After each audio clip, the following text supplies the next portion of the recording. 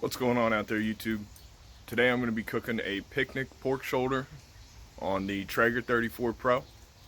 We got a long cook ahead of us, so stay tuned. Should be a good one. Alright, and here's our picnic. So for those of you that are unfamiliar with this cut, a pork butt and a pork picnic live very close to each other. Pork butt is going to be over here on the end. It's going to extend out this way. That's what you normally see people do pulled pork with. So what we're going to do is remove this skin right here and give it a nice hard edge. Just take all that skin off. You can save it for crackling if you want, but I trashed it. Alright, and this is what we're left with here. You can see I took all this skin off over here. Gave it a nice clean cut. We're going to keep this and try and save it for presentation. I got to wrap it up with something so it doesn't get too much color, but you'll see what we do with that later. This is what we're left with. You can see we removed this, was all covered with that skin. But the problem is, let's see if I can stand this up here. Look at the amount of fat there. That's not going to render out. This is hard fat. We're going to get rid of this. We're looking for bark, so we're going to try and get down. I took just a little bit of the meat off by accident, but that's okay. You're going to have that when you're blind cutting. But we're going to trim this up, get some of the little pieces down here. There's a couple hangers, but yeah. So I'm going to trim it up, and we'll be back. Alright, as you can see, our pile grew. That was all that fat cap that was on there. Now we got all that space. What I'm going to do is I'm going to hit it with a little bit of the Kinder's, the blend, salt, pepper, garlic. Stuff is awesome.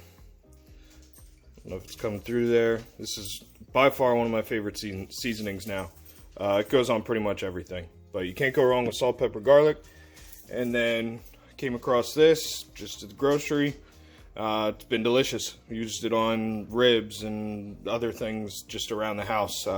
Not big smokes, but yeah, we're gonna probably use the rest of this bottle. Yeah, that's gone. So I'm gonna throw the Kinders down. We're gonna then throw a little bit of mustard on there as a binder, and then hit it with the shed. Sorry for the dogs. Yeah, you guys. Is that my shoe? It's my work shoe. I'm a line cook, if anybody didn't know that already, and my shoes probably taste wonderful. But yeah, these are my sous chefs for the day. But back to it. I'm going to get this rubbed up, and then I'll give you a little short one before we get it on the smoker. Alright, we got this all rubbed up now. You can see I like those big chunks of garlic that Kinder's gives you. So I did pull this out of the fridge right before I started the video, so it is still pretty cold. You don't want to put cold meat on your smoker, so this is going to sit here for 45 minutes to an hour. Just come up to room temp before it goes on the smoker. Once it's on the smoker, we are going to spritz it with a mixture of apple juice and apple cider vinegar and just keep it rolling. We'll wait until probably 160, 165. That's where it's going to hit the stall. And then once it does that, we will wrap it in aluminum foil, put it in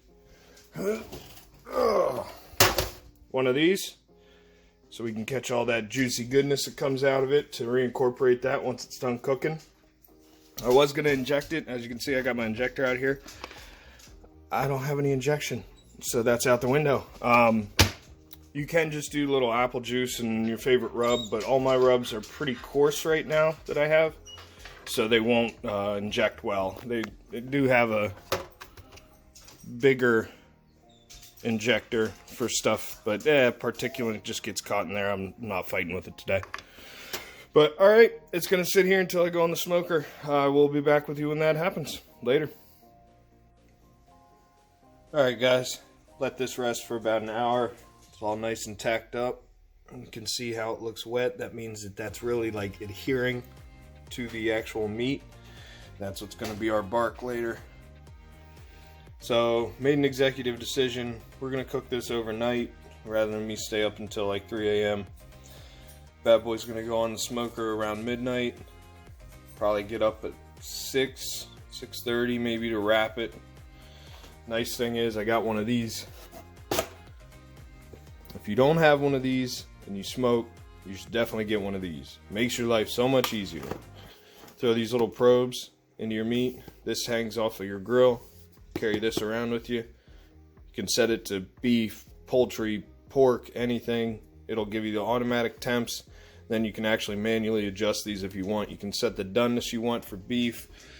Right here it shows you that they have it on medium.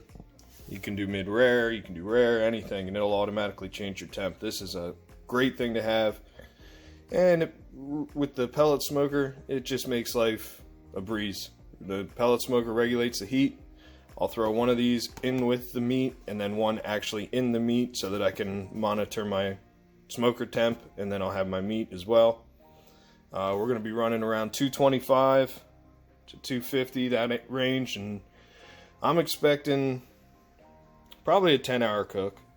So I'll wrap around, like I said, 6:30, and then we'll be pulling it off around 9 to remove it from the foil and throw it back in so the bark can tack up.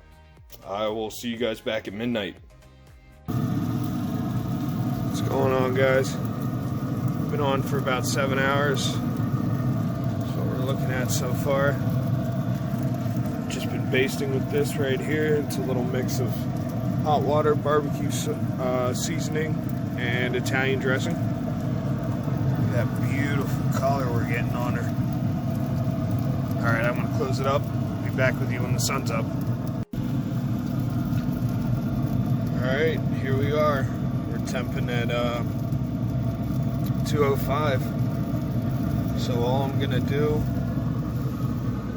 is throw a little bit of Sweet Baby Ray's on. Mop that around, then let it tack up. We'll be ready to wrap this baby, let it rest for a couple hours before we get it pulled. Looks amazing though, it's already so tender. You can see it's just pulling away. That bone's popping out, that's exactly what you want to see. Falling apart a little bit. This is going to be great. Alright, now we got that barbecue sauce tacked up. This is going to come off. I'm going to cover it with tin foil, throw it in a cooler, let it rest. It's got to soak up all those juices. Then we'll pull it, and then it's eating time. Well, actually, I gotta go to work, but wife will eat it. Alright, here we have it, fully rested. It's cooled off a little bit, still pretty steaming hot though. Let's see if this will just, yeah. Yep. Like to see it come off clean like that. I'm going to just transfer this over into there. We're going to shred it up, and then we're going to return these last juices back to our shred. We're going to get to eating.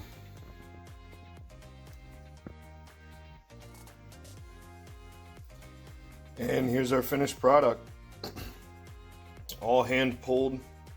I like to do that instead of using those claws. That way, if there's any fatty bits in between the muscle, you're able to just pull them out. Just think if you don't like touching it, probably don't want to put it in your mouth. This is relatively easy, and I hope you guys enjoyed the video. Gotta give it a try, right? Yeah. You guys should do this. That just melts apart. Hope you guys enjoyed the video. Like, comment, subscribe, all that good stuff, and I'll see you in the next one.